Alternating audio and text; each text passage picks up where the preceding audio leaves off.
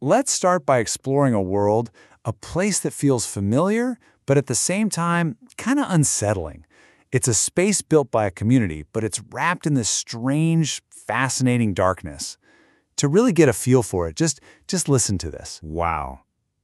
Okay. So that paints a pretty grim picture, right? Broken streets, things roaming around in the dark. It sounds like a desperate fight for survival in a world that has completely fallen apart. And it just gets more intense. You're running, fighting for your life, gun in hand. But did you catch that last part? Hope still burns amid the fear? There's this little spark, this idea of pushing through it all, together. So what is this? Is it some lost poem from a post-apocalyptic book? Maybe a quote from some obscure indie game I've never heard of? I mean, where in the world would you even find a place like this? Well, the answer is probably not what you're expecting. Yep, that's right. This entire grim yet somehow hopeful world, it all exists inside the blocky universe of Minecraft.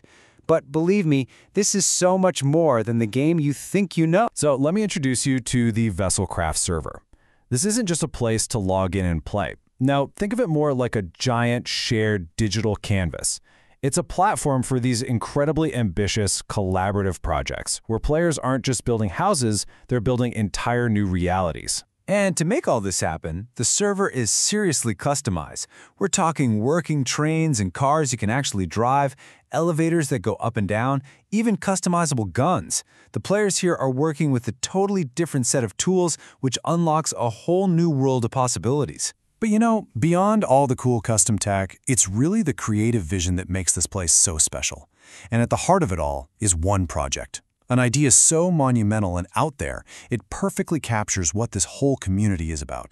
Okay, get ready for this, because this is where it gets really wild. The community is taking a digital recreation of the Titanic wreck, as it sits on the bottom of the ocean, and they are transforming it into a post-apocalyptic shelter for survivors. It's inspired by the gritty, make-do world of the game Metro Exodus. They're literally turning this icon of historical disaster into a symbol of hope. But here's the thing. This isn't some chaotic free-for-all. To pull this off, the players have to follow a very strict set of rules they made up themselves, a restoration directive, to make sure this new world feels authentic and tells a consistent story. And these rules are just fascinating. First, you can't just spawn in items. You have to find all your materials on the server. Second, any repairs you make have to match the old, rusted look of the original wreck. And this third one is my favorite. You are not allowed to break a single block of the original ship. You can only add to it. You can't erase history, you can only build on top of it. You see? This transforms the game from just building stuff into this incredibly disciplined act of storytelling. And the story doesn't just stop at the ship. The world where this Titanic rests, well, it has other secrets to find, other puzzle pieces that hint at a much, much larger backstory. This is where the world building gets really cool and kind of mysterious. Out in the same world, you might just stumble across a totally forgotten desert train station, complete with the rusted-out cargo train. So, what's the connection between a famous sunken ship and an abandoned desert railway? The server doesn't tell you. That's part of the magic. It's up to the players to explore and piece that history together for themselves. Now, as incredible as that whole Titanic project is, it's actually just one part of a way bigger picture. This community is building several completely distinct worlds, all at the same time, and each one has its own unique story and vibe. So what else have they got cooking? Well, there's a full-on virtual museum dedicated to the Titanic's sister ships, the Olympic and Britannic. Or how about this?